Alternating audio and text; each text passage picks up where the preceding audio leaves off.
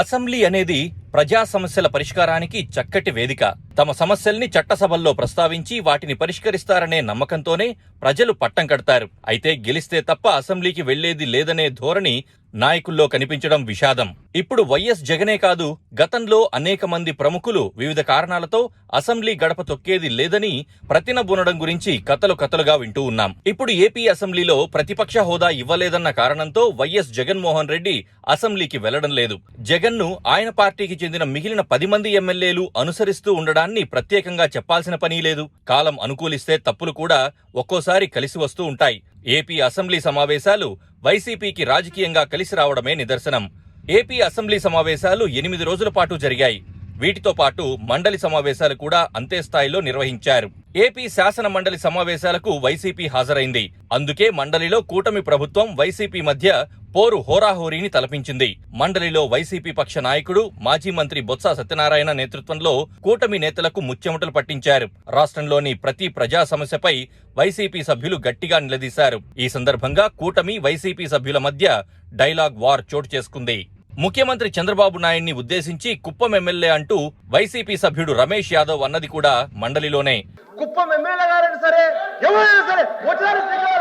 YS జగన్ను Pulivendula MLA అంటూ కించపరిచే కూటమి ప్రజాప్రతినిధులకు మండలి వేదికగా వైసీపీ దిమ్మ తిరిగే కౌంటర్ ఇచ్చింది. ఇంకా వైద్య కళాశాలల ప్రైవేటీకరణ, రైతులకు యూరియా, పంటలకు గిట్టుబాటు ధర లేకపోవడంపై కూటమి సర్కార్ను వైసీపీ గట్టిగా నిలదీసింది. అందుకే కూటమి సభ్యుల తీరుపై మండలికి సంబంధించి ఎలాంటి ఫిర్యాదులు లేవు. కానీ శాసనసభలో ప్రతిపక్షం లేకపోవడంతో ఆ పాత్రను కూటమి ప్రజాప్రతినిధులే కొద్దో గొప్పో పోషించారు. ఈ క్రమంలో కూటమి ప్రభుత్వం ఇరకాటంలో పడే పరిస్థితి. మరీ ముఖ్యంగా డిప్యూటీ సీఎం పవన్ కళ్యాణ్ ను TDP MLA bonda Uma pollution control board విషయంలో ప్రశ్నించిన తీరు, విధుల నిర్వహణలో అందుబాటులో ఉండడం లేదని సాక్షాత్తు జనసేనానిని నిందించడం తీవ్ర చర్చనీయాంశమైంది. గౌరవ డిప్యూటీ సీఎం గారిని కోరుతున్నాం అధ్యక్ష, పొల్యూషన్ కంట్రోల్ బోర్డుని కొంచెం పనిచేసే విధంగా ఆయన కొంచెం గట్టిగా మందలించాలి అధ్యక్ష, ఆయన చెప్పాలి అధ్యక్ష.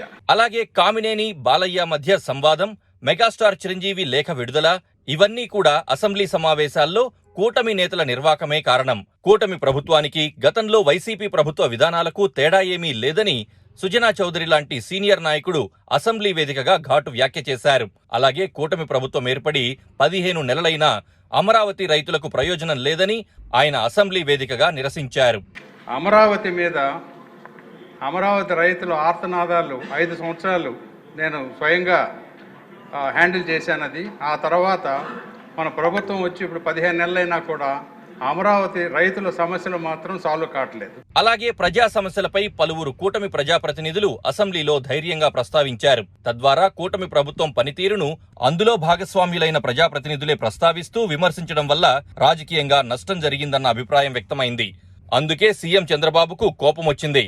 అసెంబ్లీలో సభ్యుల తీరుపై ఆయన ఆగ్రహంగా ఉన్నారంటూ కథనాలు వెలువడ్డాయి. ఒకవేళ వైసీపీ సభ్యులు అసెంబ్లీ సమావేశాలకు హాజరై ఉంటే రాజకీయంగా ఆ పార్టీకి మైలేజ్ వచ్చి ఉండేది కాదేమో. కూటమి ప్రజాప్రతినిధులంతా పూర్తి స్థాయిలో వైఎస్ జగన్, ఆయన పార్టీ ప్రజాప్రతినిధుల్ని తిట్టడానికే సమయాన్ని వెచ్చించేవారు.